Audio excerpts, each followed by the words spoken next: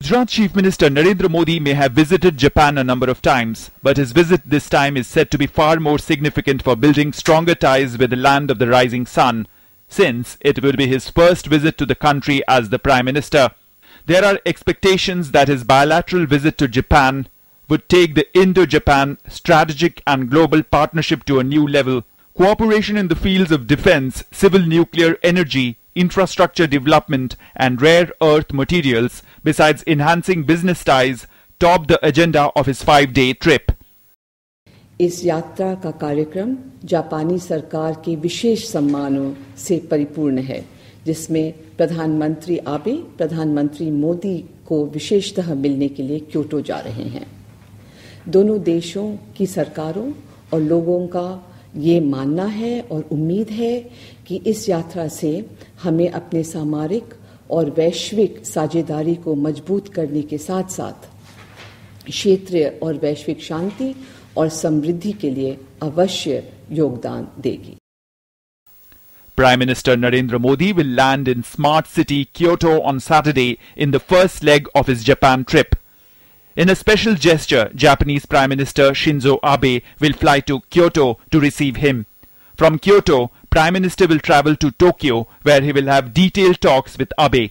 He will also call on the Japanese Emperor Akihito, besides interacting with leaders across the political spectrum in Japan.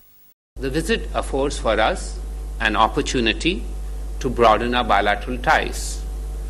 It affords for us an opportunity to seek Japanese support for our new infrastructure development. It affords for us an opportunity to create new vistas for our exports. According to the MEA, the focus areas of the visit would be to broaden ties, seek Japan's support in infrastructure development in India, and look for new vistas of cooperation in goods and services. Some agreements, including in defense and civil nuclear sectors, are expected to be signed.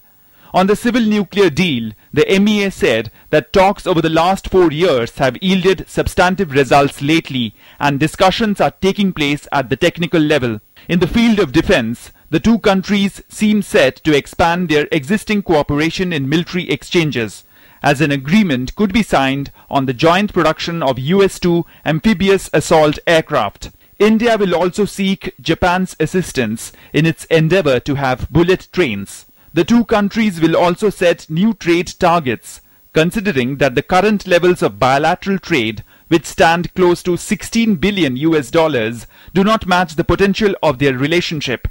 Noting that the Prime Minister is keen on improving infrastructure at home, the MEA said that Japan figures prominently among the countries from where India could take help to build next-generation infrastructure.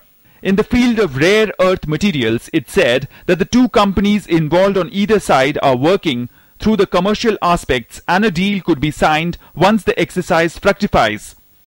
The government attaches a special significance to PM's Kyoto stopover. There he will study how the example of the Japanese city could be replicated in India. Kyoto, known in local parlance as a smart city, is an example of cultural tradition and modernity, dovetailing PM's vision of building 100 smart cities in the country. Talks are already underway to see how the example of Kyoto can be replicated in Varanasi, PM's parliamentary constituency. I think some of you are also aware that there are consultations going on between Kyoto and Varanasi on trying to draw experiences which have been successful in Kyoto and replicate them in Varanasi. The importance that the Prime Minister attaches to his Japan visit is reflected in the fact that he tweeted in Japanese on Thursday in a bid to reach out directly to the people of Japan. Abe tweeted in response that India has a special place in his heart. The Prime Minister has highlighted the importance he attaches to strong ties with Japan by choosing it as his first bilateral visit destination outside the Indian subcontinent since taking office in May. Newsnight Desk, DD News.